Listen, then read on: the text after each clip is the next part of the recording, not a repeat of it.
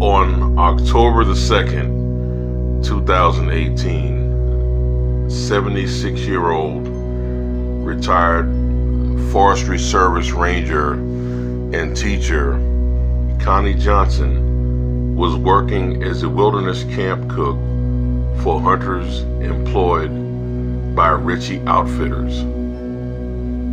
The camp was established on Fog Mountain, 14 miles west of the same ranger station where she had retired, at Moose Creek.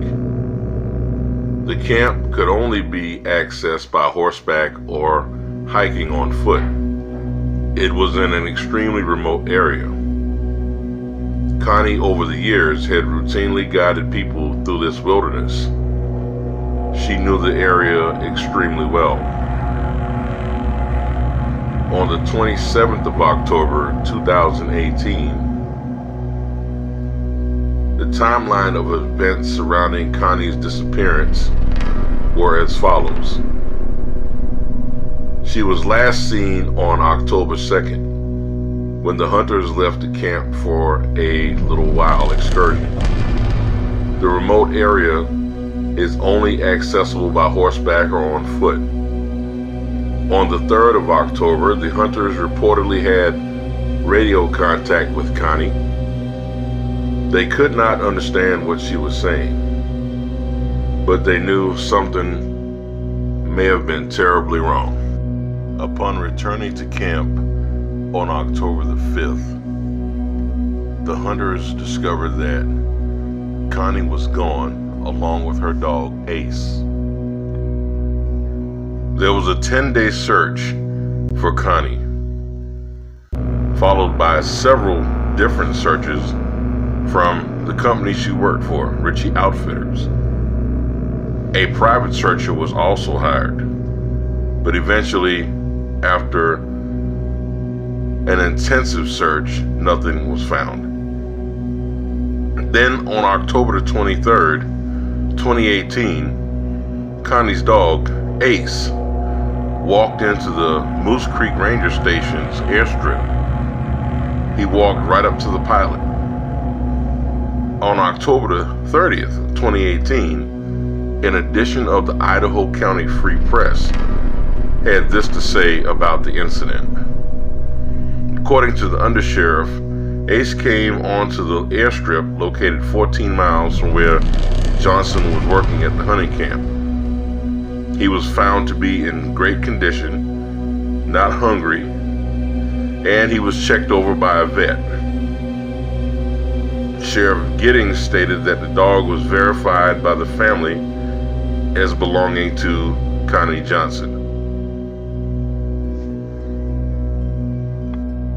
Subsequent searches for Connie followed, with helicopters using forward infrared radar. However, these searches also turned up no results. Connie just simply had not been found. It has been said by her colleagues that this just doesn't make sense. This woman spent the last 25 years of her life on foot in the wilderness alone doing her ranger work. It still baffles people as to how she could vanish in an area that she knew so well. There have also been several disappearances in this region of Idaho, and this is one of the clusters in the state where there are women that vanished in the wilderness and were never located. As always, Wilderness Mysteries, we have respect for the missing and for their loved ones. Miss Johnson is grieved by the people that knew her. She, by all indications, was a great person, and we grieve her loss, for we do not know where she is. We hope that one day she may be found. As always, on this channel, I would love to extend my hopes and prayers and best wishes to Ms. Johnson and her family, and also to Mr. Dave Pilates, a few years back, I knew nothing of these cases and what was going on in our wilderness and our national parks.